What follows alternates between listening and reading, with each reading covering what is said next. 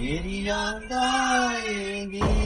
की यौ एते परेशान लगै छी, की भेल? एते सैड सैड सॉन्ग सुनै छी,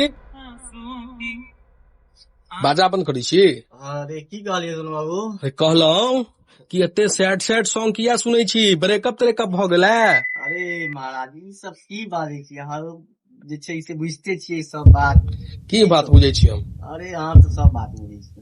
अरे देखी जे तेल लेलहुं, केस सबटा उड़ि गेल। अच्छा, ओ जे तेल लगबै छलौ आदिवासी वाला से? हाँ, नहीं फायदा तो नहीं केलक, उड़े गेल। और जे छै से जे एगो दूगो अबैतो छलथि हम्म। सेहो नहीं अबै छथि। अच्छा, अरे त आभा के त तेल लगेनियै ने, त की भ गेल दिक्कत? नहीं पता नहीं बात अच्छा भेल केस, ओकरासँ। अयो तो सुनू, वो बात तो सब बुझलौ, अहाँके केस उगाबऽ के किया है से बताओ हमरा। अरे कहलहुँ ने, आब जे छै से देखै नहीं छियै, आब उमर भऽ गेलै ने। कथी के आब उमर भ गेल? बियाह दाना करबै। आब जे तो छै से ओहिमे केस उगा के कोन काज? अरे केसे बिना केस के लेल तो क्या गो घटक घूम के चलि गेल, नहीं बुझलहुँ? घटको घुमि जाइया?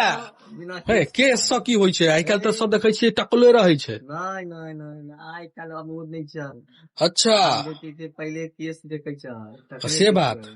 तो आब त अहाँके केस उगाबऽ के कोनो नया उपाय सोचलियै या? हाँ सोचलिए यार। की अब जे छै उपाय? से केलिए, फिर वो कैलक फोन जे कि सर क्या हुआ, आप इस तरह से लगाइए। हम कहब ई सब? रुकू सुनो कनी फोन देखिए क्या कर से फोन। हेलो हेलो, हाँ बोलिए। हाँ कौन? डिलीवरी क्या है? तेल है क्या? हम मसाज तसाज नहीं करब, नहीं तो दरबाहा पर अबियो आप।